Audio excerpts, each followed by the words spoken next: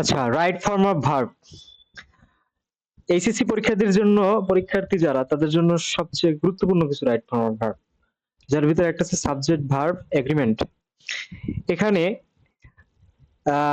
Subject verb এগ্রিমেন্টটা জানতে হলে যারা টেন্স সম্পর্কে জানো, যে present tense, past tense, future tense.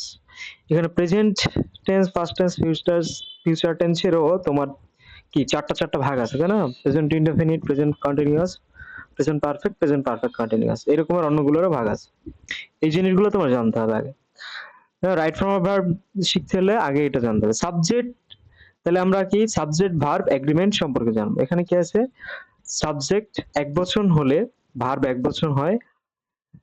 কোন ক্ষেত্রে আবার সাবজেক্ট বহুবচন হলে ভার্ব বহুবচন হয়, এটা তো নরমালি আমরা জানি। কিন্তু নরমালি যেটা আসে পরীক্ষায় সেটা হচ্ছে সিম্পল প্রেজেন্ট, অর্থাৎ প্রেজেন্ট ইনডেফিনিট টেন্সের ক্ষেত্রে সাবজেক্ট যদি থার্ড পারসন সিঙ্গুলার নাম্বার হয় তাহলে ভার্বের সাথে এস বাই এস যুক্ত হয়। ঠিক আছে? যেমন থার্ড পারসন সিঙ্গুলার নাম্বার কি কি হতে পারে? হি, শি, হ্যাঁ, হি শি, তারপর কারোর নাম, ইট, তাই না? বস্তুবাচক ইট, এগুলো কি থার্ড পারসন সিঙ্গুলার নাম্বার। এগুলো হইলে তারপরে কোনো কিছু নাম, যেমন সান, হ্যাঁ, এগুলো সিঙ্গুলার নাম্বার। দ্য মুন, এগুলো এক একটা আছে, তাই না? এগুলো হচ্ছে থার্ড পারসন সিঙ্গুলার নাম্বার। আমরা জানি ফার্স্ট পারসন কোনগুলা, I me, I me, my, mine, we, us, এগুলো ফার্স্ট পারসন। সেকেন্ড পারসন হচ্ছে ইউ, আর থার্ড পারসন হচ্ছে এগুলো বাদে যেগুলো আছে সবই থার্ড পারসন। তাহলে সিঙ্গুলার নাম্বার হলে কি হবে, আমার ভার্বের সাথে এস বাই এস যুক্ত হবে। ঠিক আছে? অর্থাৎ সাবজেক্ট সিঙ্গুলার হলে ভার্ব সিঙ্গুলার হবে, সাবজেক্ট এক বচন হলে ভার্ব এক বচন হবে। হ্যাঁ, আর এক বচন হচ্ছে যে সাবজেক্ট এক বচন হয় কখন, যখন নাউনের সাথে এস বাই এস যুক্ত থাকে না, তখন সাবজেক্ট এক বচন হয়।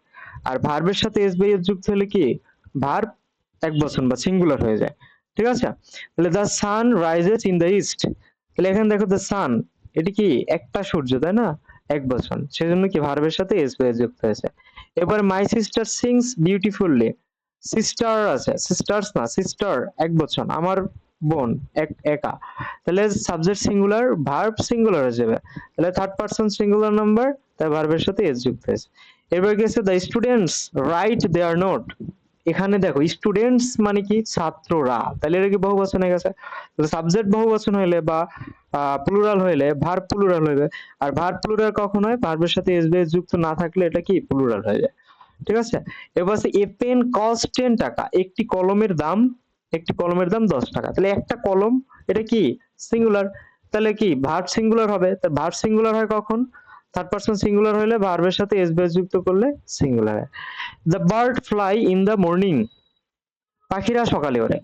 দ্য বার্ডস, পাখিরা, হ্যাঁ, এখানে কি এগুলো কি বহুবচন, তাই না? তাই বহুবচন হলে কি ভার্ব, ভার্বও বহুবচন হবে, প্লুরাল হবে। তাহলে এটা থার্ড পারসন প্লুরাল নাম্বার, তাহলে ভার্বও প্লুরাল হবে। তাহলে সেই জন্য কি এখানে এস যুক্ত হয়েছে। ঠিক আছে? এস যুক্ত হয় নাই।